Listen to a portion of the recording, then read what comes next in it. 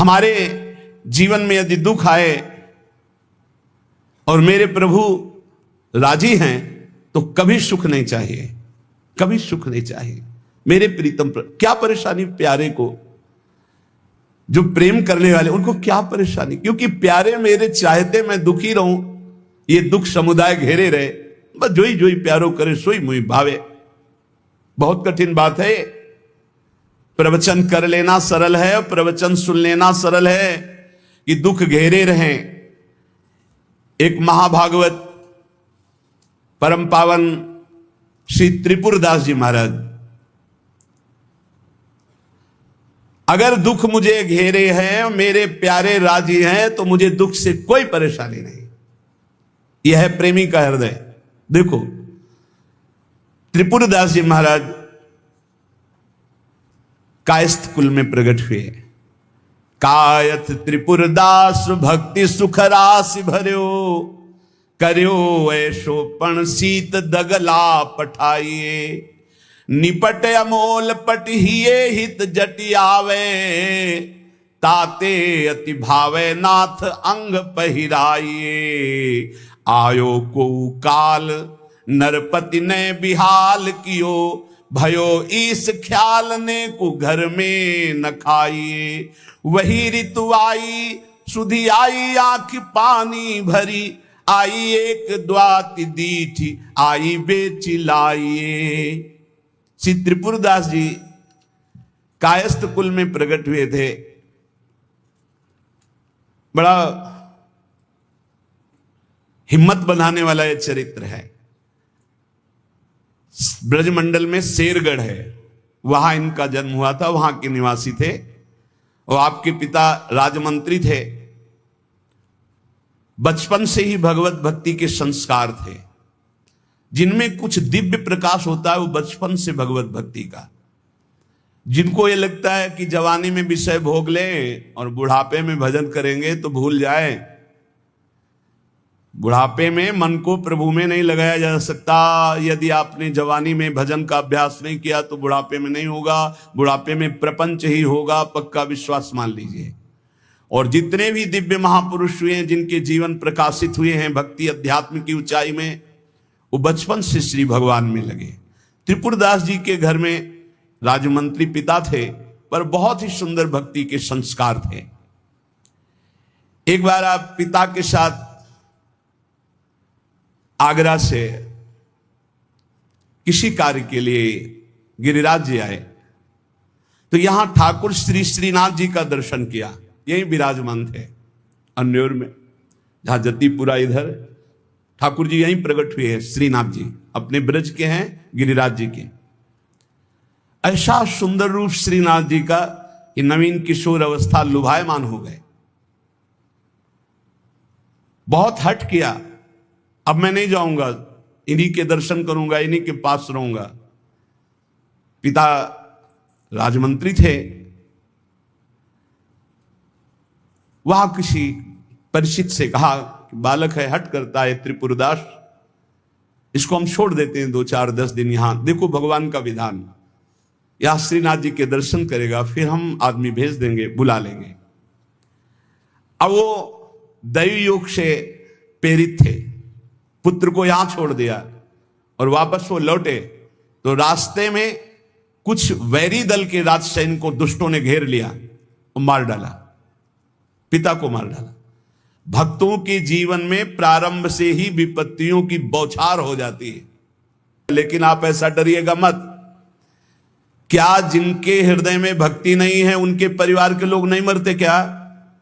जिनके हृदय में भक्ति नहीं वो क्या दुख नहीं भोगते क्या? ये अज्ञानी जन है, नहीं जानते। शरीर रचना के समय शुभ अशुभ कर्मों के अनुसार दुख सुख पहले से रच गया है। भक्ति तो हम आज कर रहे हैं, ये नई खेती है, ये भक्ति का फल नहीं। वो दुख सुख पुराने हमारे कर्मों का फल है। जब आपने सुना, सूचना आई कि तुम्हारे पिता को बैरी दल ने मार डाला है, तो श्रीनाथ जी की तरफ देखा और कहा, आप तो हमारे पिता भी हो, मित्र भी हो, जीवन धन हो। हृदय में बड़ा आनंद हुआ कि चलो नाम मात्र का पिता अंतर्ध्यान हो गया, लेकिन मेरा जो अनंत जन्मों का पिता है उससे संबंध हो गया। अब तो मेरे श्रीनाथ जी के सिवा कोई नहीं है। एकदम निश्चिंत हो गए। रोज प्रभु के सामने भाव विभोर होकर रोया करते, नौ किशोर अवस्था, कि प्रभु अब आपके सिवा हमारा कोई नहीं है। एक दिन वल्लभाचार्य भगवान आचार्य चरण, जिनके दुलारे लाडिले श्रीनाथ जी हैं, वो सेवा में आए तो देखा है बालक बहुत एक दृष्टि से देखता है और रोता है। लाओ इस बालक को सामने लाया। ये है भगवत कृपा। जब भगवत कृपा होती है तब गुरु मिलते हैं, जब गुरु कृपा होती तब भगवान मिलते हैं। जब भगवान की कृपा होती तब गुरुदेव मिलते हैं, संत मिलते हैं। जब द्रवहि दीन दयाल राग हो तो साधु संगति पाइए। और जब संत द्रवित होते हैं तब भगवान का साक्षात्कार होता है। बुलाया और परिचय पूछा, कौन है ये? तो कहा अमुक राजमंत्री का पुत्र है, इनके पिता यात्रा में मारे गए हैं और ये बहुत आसक्त चित्त होकर श्रीनाथ जी को देखते हैं, श्रीनाथ जी से रोते हैं।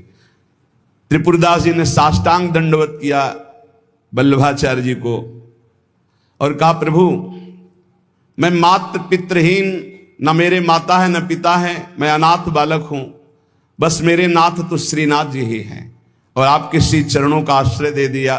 प्रभु मुझ अनाथ दीनहीन को आप स्वीकार कर लीजिए। बहुत प्रसन्न हुए। इतना छोटी अवस्था में ऐसे शुद्ध शब्द, ऐसे भागवतिक चेष्टाएं। चलो आज अभी इसी क्षण मैं इसको दीक्षा देता हूं। आचार्य श्री वल्लभाचार्य जी विधि पूर्वक दीक्षा देकर ब्रह्म संबंध कराया। कुछ दिन तक पास रखा और कहा वापस जाओ घर। श्रीनाथ जी की सेवा की भावना रखो, निरंतर चिंतन करो, ध्यान में श्रीनाथ जी का स्मरण रखो, भक्ति में जीवन व्यतीत करो। हमारा सदैव कृपा प्रसाद तुम्हारे साथ है। गुरु आज्ञा तत्काल श्रीनाथ जी से उनके जो परिचय के थे ले गए। यवन राजा था, उनके राजमंत्री थे पिता। तो जब नौ किशोर अवस्था से थोड़ा बड़े हुए तो इनके पिता का पद इनको दिया, राजमंत्री बना लिया। अब ये राजमंत्री में जितना वैभव मिलता, तो इन्होंने एक बात सत्य समझी कि धन की सच्ची योग्यता क्या है। बोले संतों के मुख में चला जाए, संतों की सेवा में चला जाए, भगवंत सेवा में लग जाए, सो धन धन्य प्रथम गति जाकी। धन की सार्थकता है। ये भागवतिक सरकारी बैंक है। जैसे भारतीय सरकारी बैंक में जमा करो जब चाहो ले लो ब्याज सहित, ऐसे भागवतिक सरकारी बैंक है। गौ संत जन, ब्रह्म ऋषि जन, भगवान किसी विग्रह की अर्चा पूजा और किसी ऐसे असहाय की जो बीमार है, जो अपवित्र है, असमर्थ है, उसकी सहायता भगवत भाव से कर देना, उसमें जो धन खर्च होना, ये सब भागवतिक बैंक में जमा होता है। आपको मिलेगा, ब्याज सहित मिलेगा। हमारे प्रभु की बैंक में परसेंट बहुत ज्यादा मिलते हैं। 1 रुपया का लाख गुना ब्याज मिलेगा। देखे ये जो आप देखते हैं कि अमुक अमुक पद पर बैठ गया, अमुक राजा बन गया, अमुक अमुक बन गया, ये पूर्व जन्म का है। पूर्व जन्म का आप देखते हैं छा गया, ये पूर्व जन्म का सुकृत है। वैभव ऐश्वर्य चरण चूम रहे, वाह वाही हो रही, ये सब पूर्व का पुण्य है, 1 का लाख गुना। पर इस बैंक में विश्वास नहीं होता, किसी किसी को विश्वास होता है। और इस बैंक में जमा कर देने पर अगर आपने कह दिया तो तत्काल वो फल जो गुणा करके आपको प्लस मिलना था नहीं मिलेगा। ध्यान कर लेना। यदि माइक से हो गया कि अमुक जगह के अमुक भगत ने 5,000 रुपए दान किए, भगवान इनका मंगल करें, तालियां बज गई, हो गया, उड़ गया, आपके बैंक का ब्याज उड़ गया गया। जैसे सभा में खड़े होकर अपने पाप को स्वीकार कर ले तो उड़ गया, खत्म पाप। ऐसे सभा में यदि पुण्य स्वीकार कर ले तो खत्म। बुजुर्ग जन कहते थे कि दान ऐसा करे कि दाएं हाथ से दे, बायां हाथ न जाने। नेकी कर दरिया में डाल, कोई जान न पावे, तब लाख गुना हमारी भागवतिक बैंक से उसे मिलता है। ये तो हुआ अपना धन देने पर। और अगर ये बात हो जाए कि हे प्रभु आपकी वस्तु आपको समर्पित करते तो भगवान मिल जाएंगे, तो दियम वस्तु गोविंदम तुभ्यमेव समर्पये। ये निश्चय किया त्रिपुरदास जी ने कि राजमंत्री पद से जो भी धन आएगा मैं केवल सेवक की तरह प्रसाद से शरीर पोषण करूंगा, सारा धन संत सेवा और भगवंत सेवा में लगाऊंगा। उस श्रीनाथ जी के लिए नियम लिया, प्रतिज्ञा ली कि हर साल सर्दी में दगला बनवा कर भेजेंगे, रत्नों से हीरो से जटित बढ़िया पोशाक सर्दी की, सुनहरे गोटे, सुंदर सुंदर रत्न जटित। अब चाहे करोड़ों के रत्न लग जाए श्रीनाथ जी के लिए, और राजमंत्री थे, दगला भेजते और रोज संत सेवा होती त्रिपुरदास जी के यहां। संत जन आते, प्रसाद पाते, धन की यही सार्थकता है। जय जयकार हो, भगवान नाम कीर्तन हो, भगवत अनुरागी जन आकर प्रसाद पावे, भगवान की आरती पूजा सेवा। धन्य है वो गृहस्थ, वो धन्य, वो तीर्थ है उसका घर जिसके घर में भगवान की आरती होती, भगवान का नाम कीर्तन होता, आए हुए अतिथियों की सेवा होती है। और श्रीनाथ जी भी बड़े रिजवार ठाकुर, बहुत खुश होकर के, प्रसन्न होकर के वो दगला धारण करते। श्री विठलनाथ जी श्री वल्लभाचार्य जी के पुत्र हैं। वो देखते कि और वस्त्र जब धारण कराते हैं तो ठाकुर जी धारण करते हैं, लेकिन जब त्रिपुरदास जी का दगला धारण कराते तो ठाकुर जी फूल जाते हैं, प्रसन्न हो जाते हैं। भक्त के द्वारा प्रेम से दी हुई वस्तु भगवान बहुत भाव से स्वीकार करते हैं। सब दिन होत ना एक समान, एक समय ऐसा भी आता है जो बहुत ही अंधेरे का होता है, एक समय प्रकाश का आता है। जैसे दिन रात, ऐसे सुख और दुख। अब यवन बादशाह था, उसके पास द्वेषियों ने सूचना लगा दी कि ये राजमंत्री हैं, आपको पता नहीं है, आपके धन का बड़ा दुरुपयोग करते हैं, साधु महात्मा इनके यहां खाते रहते हैं और न जाने क्या क्या खूब लुटाते हैं, आपके यहां से वैभव चुराया जाता है। और वो राजा यवन, उसकी बुद्धि बदल गई, उसने तत्काल आदेश किया सर्वस्व अपहरण कर लिया जाए, त्रिपुरदास जी का सर्वस्व संपत्ति जब्त कर ली जाए। मतलब पात्र भी घर में नहीं रह गए, सब जब्त कर लिया गया। जहां रोज संत सेवा, ठाकुर सेवा, श्रीनाथ जी के लिए बहुत महंगा पोशाक सर्दी की, सब एक पात्र भी नहीं रहने दिया, सब जब्त कर लिया। खाने पीने के लिए एक दाना भी नहीं रह गया, कुछ नहीं, सब जब्त कर लिया, केवल दिवाले दिवाले। अब आप विचार करो, जिसका ऐसा चल रहा हो उसका ऐसा, इसलिए होश में रहना चाहिए। सब दिन होत न एक समान, ये शब्द याद रखना चाहिए। सुख है तो फूलो मत, कल दुख आने वाला है। शरीर स्वस्थ है तो अभिमान मत करो, कल कोई रोग आ जाएगा। जीवित हो तो अभिमान मत करो, कल ही मृत्यु आ सकती है, आज भी आ सकती है। होश में, खूब धन संपत्ति है, कल ऐसा हो सकता है टुकड़े टुकड़े के लिए मोहताज हो सकते हो, पक्का पक्का। आज दुखों घेरे हैं तो आप निराश मत होइए, कल आप बहुत बड़े आदमी बन सकते हैं। उत्साह संपन्न रहिए।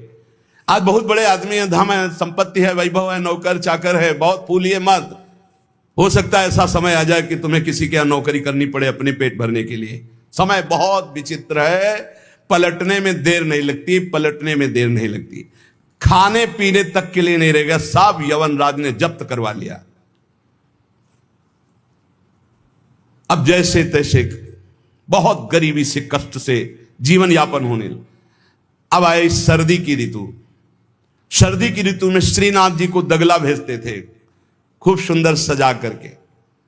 यहां सजाने की क्या बात, खाने की भी कोई वस्तु नहीं रह गई थी। ठाकुर जी की सेवा की प्रतिज्ञा की थी कि जब तक जीवन है आपके लिए पोशाक भेजूंगा। अब सर्दी में कैसे पोशाक भेजे, खाने के लिए भी नहीं। बहुत जोर जोर से रोना आया कि हम हर कष्ट सह सकते थे, लेकिन आपकी सेवा, ये जो सर्दी की पोशाक भेजने की थी, अब कैसे होगी आपकी सेवा। और ये सेवा नहीं होगी तो मेरा जीना, क्योंकि मैंने नियम लिया था कि मैं अपने जीवन में जब तक जीऊंगा हर वर्ष आपको सर्दी के समय पोशाक भेजूंगा सर्दी की। आप ठाकुर जी से विनय करने लगे कि मैं सब कष्ट सह सकता हूं, आपकी सेवा छोड़कर नहीं। इतने में देखा, दृष्टि गई तो एक ऊपर दावात रखी थी, आपको जैसे कोई डूबते हुए को तिनके का सहारा मिल जाए, और वो दावत पीतल जैसी दिखाई दे रही थी, तो लग रहा था कुछ सिक्के की तो बिकी जाएगी। दावत ली, बाजार में बेचने के लिए गए कि अगर ये बिक जाएगी तो थोड़ा भी कपड़ा मिल जाएगा तो नियम की तो पूर्ति हो जाएगी।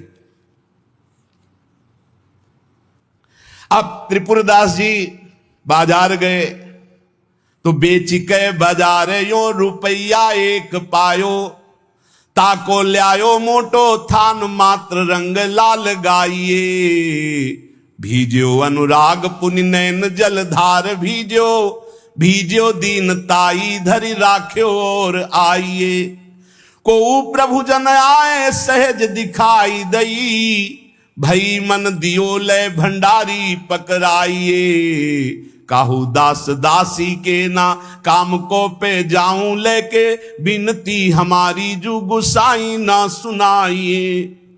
त्रिपुरदास जी को दावत दिखाई दी जो पीतल की सी दिखाई दे रही थी, उठाई बाजार ले गए तो उस समय उन्हें 100 पैसे मिले, 1 रुपया। 1 रुपया कपड़े की दुकान में गए, मोटी मार्किंग को। अब जहां इतना कीमती वस्त्र, सोने के गोटे, हीरे लगाकर सुंदर ऐसी पोशाक भेजते थे, वहां आज स्थिति की मार्किंग कैसे ठाकुर जी को भेजे? लाल रंग से लगा, लाल रंग अनुराग का रंग, सफेद मार्किंग लाके आंसू गिरते जा रहे हैं कि नाथ ये मोटा मार्किन आपके तो दास दासियों के लायक था, आपको कैसे?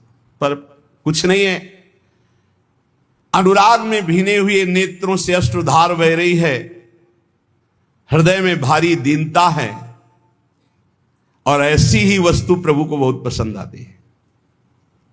हमसे अगर दी जाएगी 5 किलो सोने का छत्र, तो 4 लाख योजन का सोने का पहाड़ है उनकी इस मृत्यु लोक में।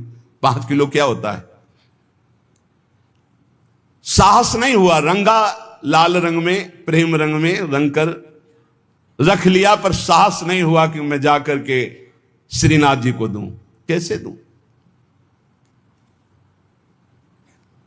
अब उनके मन में एक बहुत पीड़ा है, और देखो भगवान अपने भक्त की बात को अंतर से जानते हैं। त्रिपुरदास जी के हृदय में दैन्य, और दैन्य भगवान को बहुत प्रिय है।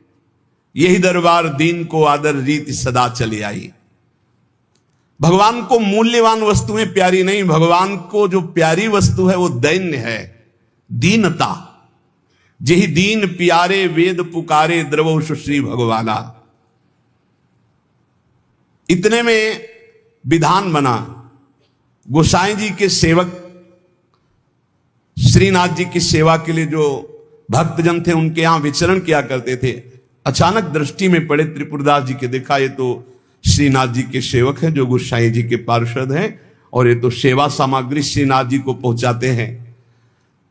तो आपने प्रणाम किया, घर लिवा गए, कुछ खाने पीने के लिए व्यवस्था ही नहीं। कैसी कैसी, कहां राजमंत्री का सुख और कहां,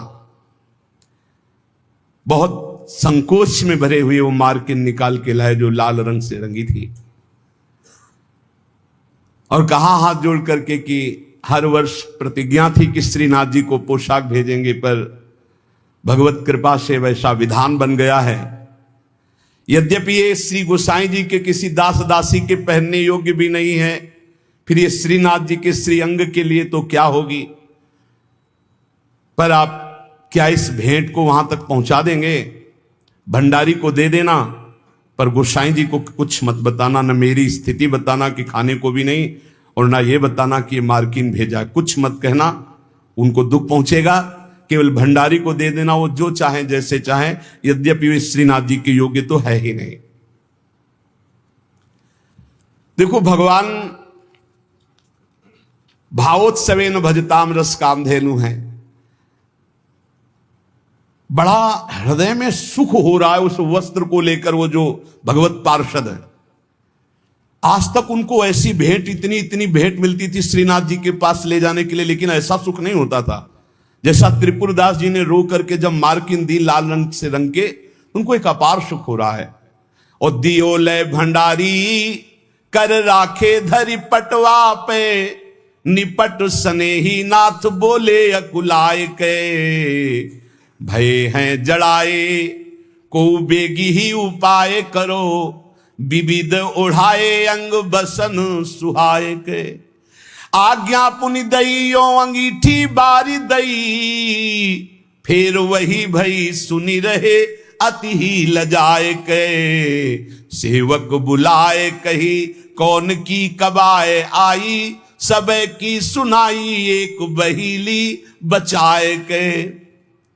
त्रिपुरदास जी का वस्त्र लेकर बड़े प्रेम में डूबे हुए भगवत पार्षद गए और भंडारी जी से कहा कि आपसे तो कुछ छुपाव है नहीं, ये त्रिपुरदास जी का दिया हुआ वस्त्र है, यद्यपि बहुत कष्ट में उनका जीवन है, फिर भी उन्होंने ये सेवा भेजी, आप इस सेवा का आदर करना, अपमान मत करना कि कहीं फेंक दो, अरे मार्किन कहां ठाकुर जी के श्रीअंग पोशाक वाल।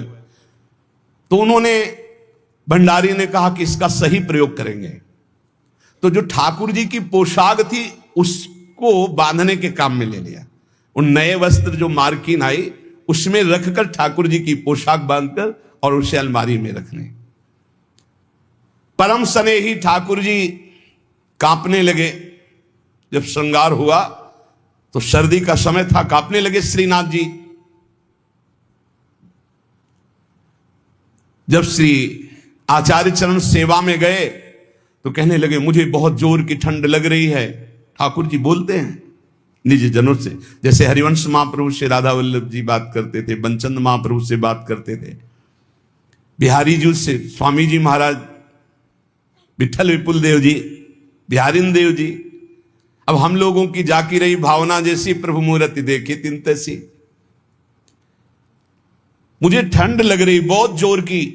बोले जय जय अभी उपाय करता हूं। तत्काल बड़े गरम गरम महंगे वस्त्र धारण कराए।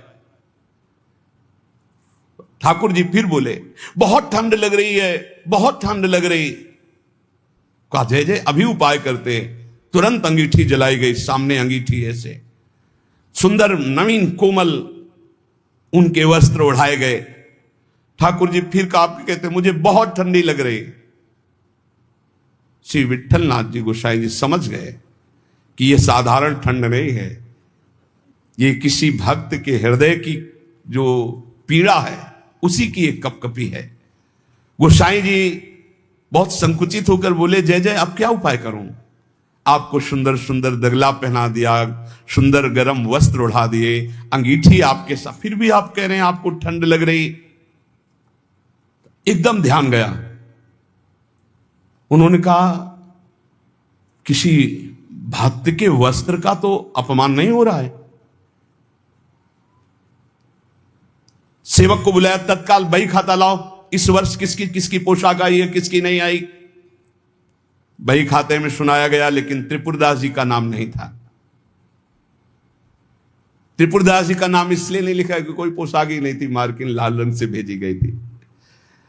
श्रीनाथ जी बड़े स्नेही हैं, बहुत प्यार करने वाले हैं। मोहन छवि नैनन बसी, पर छवि कहा समाए, भरी सराय रहीम लखियाप पथिक फिर जाए। अंतर दाव लगी रहे धुआं प्रगटे कोई, कह जिए जाने आपनो कह जा सिर बीती होए। अंतर में आग लगी है मोहनलाल की, अद्भुत प्रेम में डूबे श्री रहीमदास जी। प्रभु श्रीनाथ जी को ऐसी ठंडी लगी, हर उपाय करके श्री विठल दास गोस्वामी जी हार गए। तब उन्होंने कहा किसी भक्त की किसी वस्त्र का अपमान हो रहा है, किसी भक्त पर विशेष कृपा करना चाहते हैं, लाओ बही खाता लाओ। हर साल जिसकी पोशाक आती थी नाम सुनाओ। नाम सुनाया, त्रिपुरदास जी का नाम नहीं था। तो सुनी ना त्रिपुरदास बोले धन नाश भयो, मोटो एक थान आयो राख्यो है बिछाई के। ल्याओ बेगी आही छिन मन की प्रवीण जानी, ल्यायो दुख मानी ब्योति लई सो सिवाय के। अंग पहिराई सुखदाई कापे गाई जात, कही तब बात जाड़ो गयो भरी भाई के, नेह सरसाई ले दिखाई उर आई सबे, ऐसी रसिकाई हृदय राखी है बसाए के। विठलनाथ गोस्वामी जी ने कहा, त्रिपुरदास जी का नाम नहीं सुनाया, हर वर्ष भेजते थे, क्या इस वर्ष पोशाक नहीं भेजी? देखो, एक तो भगत होते हैं कुछ फुलरा चढ़ता 4 दिन की भक्ति का, सोडा वाटर की तरह मार फूल के एकदम, और एक भक्त होते हैं जो गंभीरता पूर्वक कदम बढ़ा, जितनी सेवा तो बढ़ाते चले गए, पूरा जीवन समर्पित कर दिया, और एक होता है एकदम फुलरा की तरह से बढ़े हो बस खत्म।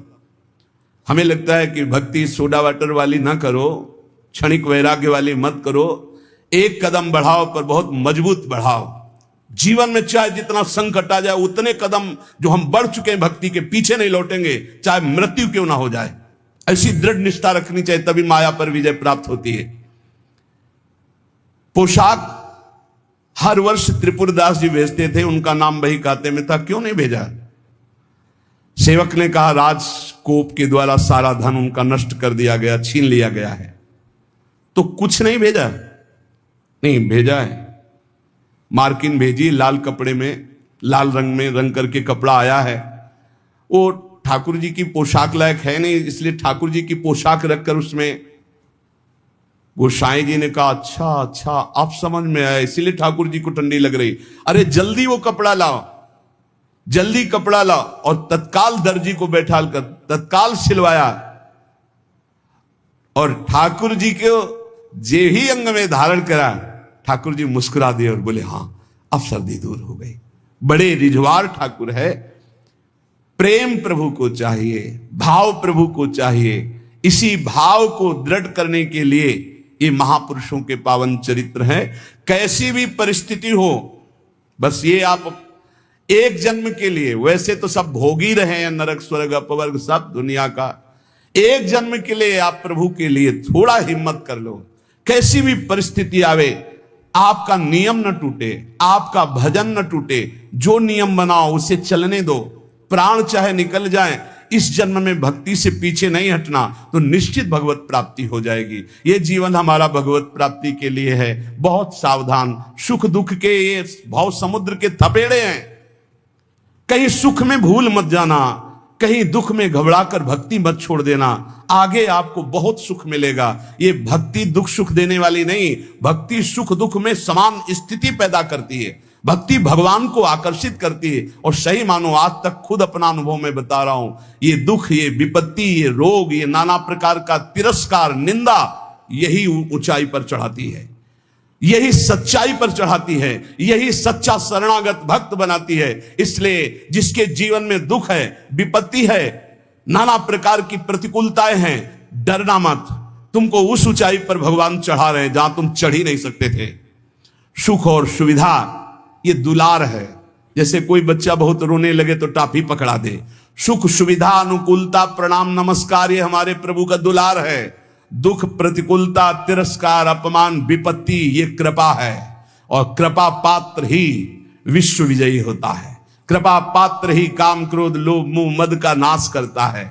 इसलिए सदैव अपने आराध्य देव की निष्ठा में रहे। त्रिपुरदास जी का एक नियम था, वो श्रीनाथ जी के चरणामृत का रोज पान करते थे। हमेशा चरणामृत अपने पास रखते थे। बिना जबान में चरणामृत गए वो अन्न जल नहीं रखते थे। वैसे ये नियम रखने की बात प्रायः सबको कही है। श्री जी का चरणामृत, गुरु जी का चरणामृत जरूर पास रखना। जिसके पास चरणामृत की सुविधा ना हो तो हम चरणामृत कुंड का नाम ले रहे हैं। मानसरोवर, राधा कुंड, श्याम कुंड, ये जो कुंड है इनमें हर संतों के चरणामृत है। ब्रज 84 कोस के बड़े बड़े सिद्ध संत जो चरणामृत नहीं देते वो भी इनमें स्नान करते। वो भी जब जाते हैं तो आचमन और चरण धोते। इन कुंडों का जल रख लो, एक एक बूंद रोज अगर मुख में डालोगे, एक एक बूंद, तो आपका चरणामृत पान का नियम पूरा हो जाएगा। और राधा वल्लभ जी, बांके बिहारी राधा रमन जी, यहां तो करुणा बरसती। आप चले जाओ, पात्र लेकर और हाथ जोड़कर प्रार्थना करके मांगो तो आपको चरणामृत मिल जाएगा। अगर इतना चरणामृत मिल जाए, उसमें आप जल मिला ले तो आप वर्षों उसी को चलाते रहें, जल मिलाते रहें, चलाते रहें, वो चरणामृत ही होता है। एक दिन संयोग की बात, जब आप भोजन करने के लिए गए तो जो श्रीनाथ जी के चरणामृत का पात्र था, वो जो चरणामृत मांगते थे मिल जाता था, सेवक देते थे। बोले आज तो चरणामृत खत्म हो गया। आपने कहा पहले क्यों नहीं बताया? अगर पहले बताए होते तो चरणामृत की व्यवस्था कर दे। तो ठीक है, ठाकुर जी को भोग लगा दो, अब हम प्रसाद नहीं पाएंगे जब तक चरणामृत नहीं। ये पूज्य श्रीधर बाबा जी को हमने नियम देखा कि वयोवृद्ध थे, 3 बजे आसन पे बैठते प्रातःकालीन और 1 बजे तक जप करते। 1 बजे के बाद 2 साधक उनको उठाकर ले जाते परिक्रमा मार्ग में, वो साष्टांग दंडवत लोटपोट होते, फिर आते अपने ठाकुर जी की 4 परिक्रमा करते। इसके बाद हाथ जोड़कर मंदिर में चरणामृत लेते। और जब चरणामृत जिस दिन, एक तो प्राय रहता है ऐसा कभी हो गया कि कोई दूसरा भगत जो उनकी नियम निष्ठा को नहीं जानता, सब बट गया, तो बोले बाबा चरणामृत तो बट गया, 1 बूंद पानी नहीं पिएंगे। अब फिर 1 बजे वही प्रक्रिया करके चरणामृत मिलेगा, तब पानी पिएंगे, तब भोजन कर। ऐसी भक्तों में निष्ठा। तो उन्होंने कहा मैं दरबार जा रहा हूं, तुम लोग श्री ठाकुर जी को भोग लगाकर प्रसाद पा लेना, अब मेरी प्रतीक्षा मत करना, क्योंकि जब तक चरणामृत नहीं तो मैं ठाकुर जी का प्रसाद भी नहीं पाऊंगा। मन में निश्चय किया कि यदि चरणामृत श्रीनाथ जी का नहीं मिला तो चाहे प्राण निकल जाए, कभी कुछ जबान पे नहीं रखूंगा। चरणामृत के बिना मेरा जीवन किस काम का। रसोईया अपने कार्य में लग गया। इतने में स्वयं श्रीनाथ जी 10 वर्ष के बालक का रूप रहकर पात्र में चरणामृत अपना जतिपुरा से लेंगे, वहां पहुंचे और कहा सुनो, ये 3 पात्र रखे हैं, त्रिपुरदास जी को बता देना, इसमें श्रीनाथ जी का चरणामृत, इसमें महाप्रभु वल्लभाचार्य जी का चरणामृत, और ये तीसरे पात्र में श्रीनाथ जी का उच्छिष्टामृत। उनको बुला लो और पवाओ। और ये तीनों थैलियां भेजी गए। बालक ऐसा कह के चला गया। त्रिपुरदास जी को बुलाने के लिए गए। त्रिपुरदास जी दरबार में थे, एकांत में आए और उनका मैंने कहा था कि बिना चरणामृत के हम प्रसाद नहीं पाते, क्यों हमको तंग कर रहे हो? बोले नहीं, चरणामृत तो आपकी ही बात पहुंच गई है तो वहां से चरणामृत भेजा गया है। बोले कौन बालक चरणामृत लाया? बोले जय जय ने भेजा होगा। कितनी अवस्था था? 10-12 वर्ष की अवस्था। तो कहा अरे बालक नहीं था, साक्षात श्रीनाथ जी थे, साक्षात श्रीनाथ जी थे। जे ही अलौकिक चरणामृत का स्वाद। स्वयं श्रीनाथ जी ने अपना चरणामृत उतार, वल्लभाचार्य जी का चरणामृत और अपना उच्छिष्टामृत। जो साधक, जो भक्त निष्ठावान होते हैं तो ठाकुर जी उनकी निष्ठा की पूर्ति करते हैं। इसलिए अपने जीवन को भक्ति की निष्ठा में बांधिए। जो नियम लो, आजीवन प्राणपण उसका निर्वाह करो।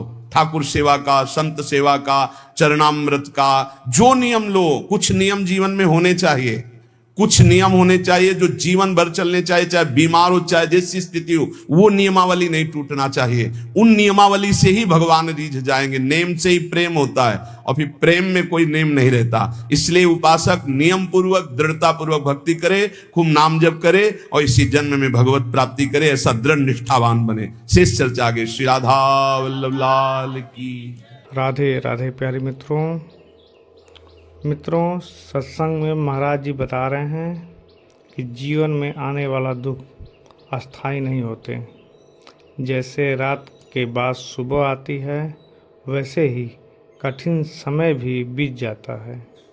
जो व्यक्ति भगवान पर विश्वास रखकर धैर्य और भक्ति के साथ आगे बढ़ता है और उसका मन अस्थायी रूप से स्थिर हो जाता है और दुखों से ऊपर उठ जाता है।